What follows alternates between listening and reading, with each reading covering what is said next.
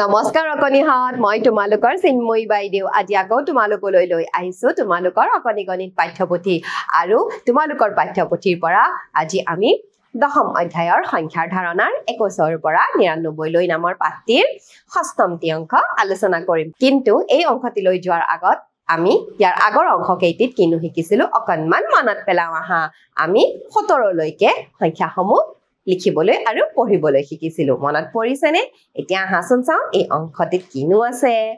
এতিয়া চোৱাচোন এই ছবিখনত কিছুমান কাঠি দেখা পাইছো আৰু কাঠিসমূহ মুঠাত বন্ধা আছে দেখিছানে এতিয়া চাওচোন আহা কি কৰিবলৈ নো দিছে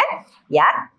কৈছে দহৰ মুঠা আৰু খোলা কাঠিবোৰ গনি সংখ্যাবোৰ পঢ়ো আহা এতিয়া চোৱাচোন আকৌ দহৰ কাঠি দিছে আৰু খোলাকৈ কাঠি দিছে এতিয়া 17 ৰ পিছৰ সংখ্যাসমূহ শিকো আহা এতিয়া ইয়াত চোৱাচোন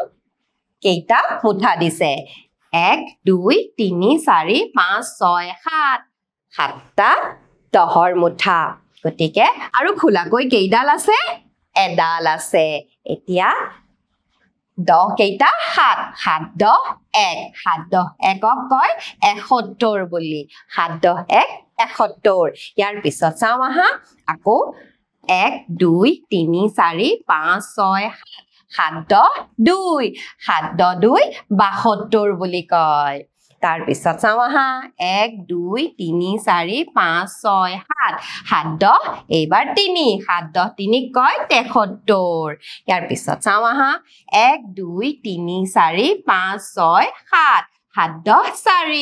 7 10 4 কয় 74 ইয়াৰ পিছত 1 2 3 4 5 6 7 সাতটা দহৰ মুঠা 7 10 এইবাৰ 5 ডাল খোলাকৈ আছে 7 10 5 7 10 5 কয় 75 ইয়াৰ পিছত চাও আহা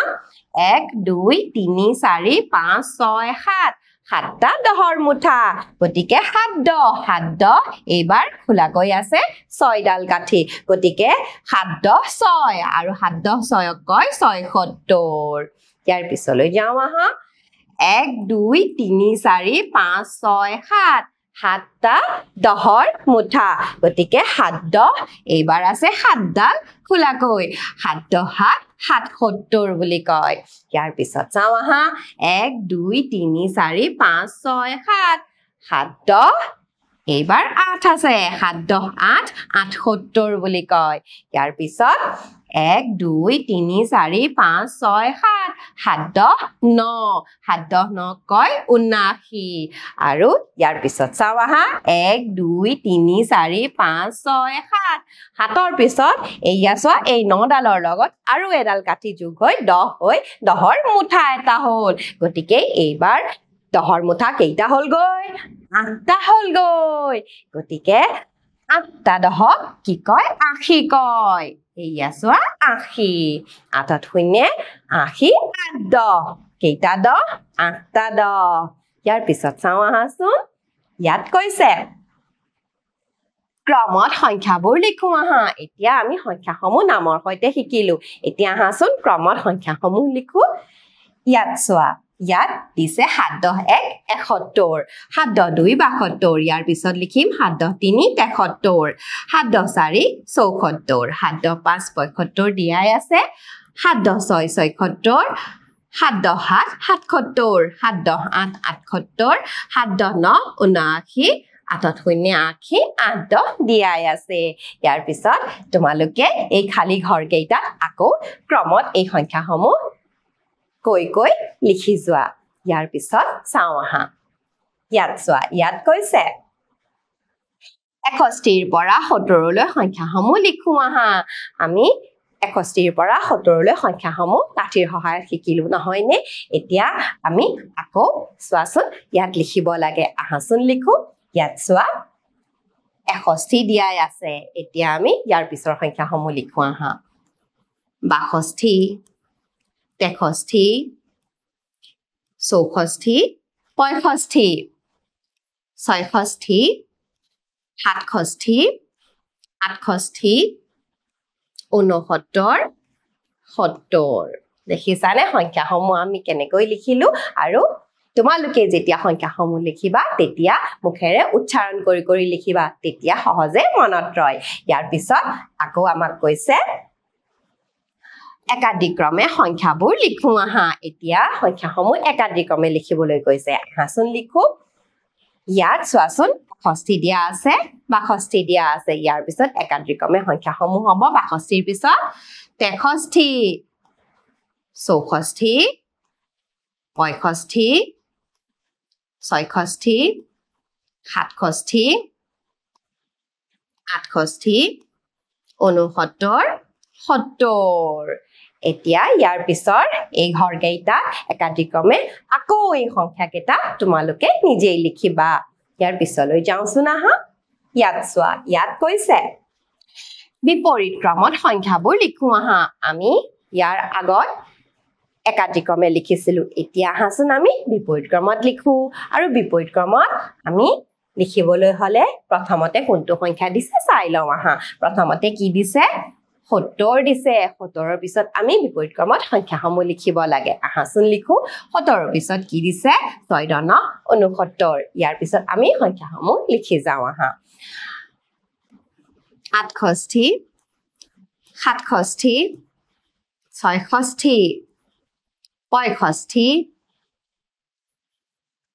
৬৪ ৬৩ ৬২ ৬১ দেখিছানে আমি বিপৰীতক্ৰমে সংখ্যাসমূহ লিখিলো ইয়াৰ পিছৰ এই শাৰীটোত বিপৰীতক্ৰমে তোমালোকে ৭০ ৰ পৰা আকৌ সংখ্যাসমূহ নিজেই লিখিবা ইয়াৰ পিছলৈ যাওঁচোন আহা ইয়াত কৈছে ৭১ ৰ পৰা ৮০ লৈ সংখ্যাবোৰ লিখো আহা আমি কাঠিৰ সহায়ত ৭১ ৰ পৰা ৮০ লৈ সংখ্যাসমূহ শিকিছিলো নহয়নে এতিয়া আমি সেই সংখ্যাসমূহ লিখিব লাগে আহাচোন লিখো ৭-১ ৭১ ৭-২ ৭২ ৭-৩ ৭৩ ৭-৪ ৭৪ ৭-৫ ৭৫ ৭-৬ ৭৬ ৭-৭ ৭৭ ৭-৮ ৭৮ ৭-৯ ৭৯ ৮০ ৮১ এইয়া চোৱাচোন আমি ৭১ ৰ পৰা ৮০ লৈ সংখ্যাসমূহ লিখিলো ইয়াৰ পিছত চাওঁচোন আহা ইয়াত কৈছে একাদিক্ৰমে সংখ্যাবোৰ লিখো আহা আমি এতিয়া একাদিক্ৰমে সংখ্যাসমূহ লিখিব লাগে আহাচোন লিখো ৭১ ৭২ দিয়া আছে ইয়াৰ পিছত আমি একাদিক্ৰমে সংখ্যাসমূহ লিখো আহা ৭-৩ ৭১ ৭-৪ ৭৪ ৭-৫ ৭৫ ৭-৬ ৭৭ ৭-৭ ৭৭ ৭-৮ ৭৮ ৭-৯ ৭৯ ৮০ ৮১ এতিয়া চোৱাচোন আমি একাদিক্ৰমে সংখ্যাসমূহ লিখিলো ইয়াৰ পিছৰ এই খালী ঠাইসমূহ একাদিক্ৰমে ৭১ ৰ পৰা তোমালোকে মুখেৰে উচ্চাৰণ কৰি কৰি সংখ্যাসমূহ লিখি যাবা আমি যেতিয়া মুখেৰে উচ্চাৰণ কৰো তেতিয়া আমি সংখ্যাসমূহৰ নাম হিচাপেও আমি উচ্চাৰণ কৰিব পাৰো নহলে আমি দহৰ হিচাপতো আমি সংখ্যাসমূহ কৈ যাব পাৰো দেই কিন্তু আমি যেতিয়া অভ্যাস হ'ব তাৰ পিছত আমি কিন্তু সংখ্যাসমূহৰ অকল নামহে উচ্চাৰণ কৰিম আমি 10 কৈ আমি উচ্চাৰণ নকৰো এতিয়া ইয়াৰ পিছত চাওঁ আহা ইয়াৰ পিছত কি দিছে বিপৰীত ক্ৰমত সংখ্যাবোৰ লিখো আহা এতিয়া আমি বিপৰীত ক্ৰমত সংখ্যাসমূহ লিখিম এতিয়া আগত কোনটো সংখ্যা দিছে চাওঁ আহা এতিয়া চোৱাচোন একেবাৰে আগত দিছে ৮০ সংখ্যা তাৰ পিছত দিছে ৭-৯ ৭৯ গতিকে আমি বিপৰীত ক্ৰমত সংখ্যাসমূহ লিখিব লাগে ৭৯ ৰ পিছত কি আহিব ৭-৮ ৭৮ তাৰ পিছত ৭-৭ ৭৭ ৭-৬ ৭৬ ৭-৫ ৭৫ ৭-৪ ৭৪ ৭-৩ ৭৩ ৭-২ ৭২ ৭-১ ৭১ গতিকে চোৱাচোন আমি বিপৰীতক্ৰমে সংখ্যাসমূহ লিখিলো ইয়াৰ পিছত তলৰ শাৰীত তোমালোকে ৮০ ৰ পৰা আকৌ বিপৰীতক্ৰমত সংখ্যাসমূহ নিজেই লিখিবলৈ চেষ্টা কৰিবা এতিয়া চোৱাচোন আমি আজি ৫১ ৰ পৰা একেবাৰে ৮০ লৈ সংখ্যাসমূহ শিকিলো নহয়নে এতিয়া আহাচোন চাওঁ কিছুমান প্ৰশ্নৰ উত্তৰ কৰিবলৈ চেষ্টা কৰো এতিয়া ইয়াত চোৱা ইয়াত কৈছে গণনা কৰি লিখা এতিয়া ইয়াত চোৱাচোন 10ৰ গোটৰ কাঠি দিছে আৰু লগতে খোলাকৈও কাঠি দিছে গতিকে আমি গণনা কৰি লিখিব লাগে কি সংখ্যা হয় গতিকে ইয়াত চাওঁচোন আমি 10ৰ গোট কেনেকৈ দিছে কেইটা আছে 10ৰ গোট চাওঁ হা 1 2 3 4 5 6 6টা 10ৰ গোট আৰু খোলাকৈ কেইটা আছে কাঠি 3টা গতিকে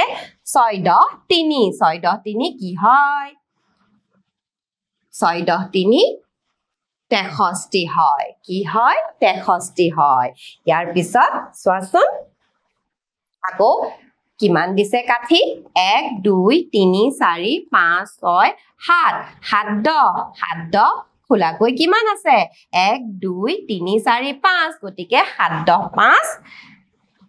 75 হ'ব 7 10 5 75 এতিয়া চোৱাচোন আমি কাঠিৰ হিচাপত সংখ্যাসমূহ লিখিলো তোমালোকেও ঘৰত চেষ্টা কৰিবা গতিকে মৰমৰ ছাত্ৰ ছাত্ৰীসকল আজিৰ এই অংশটো মই ইমানতে অন্ত পেলাইছো পৰৱৰ্তী অংশলৈ পুনৰবাৰ তোমালোকৰ লগত উপস্থিত হ'ম আজিৰ কাৰণে আহিছো নমস্কাৰ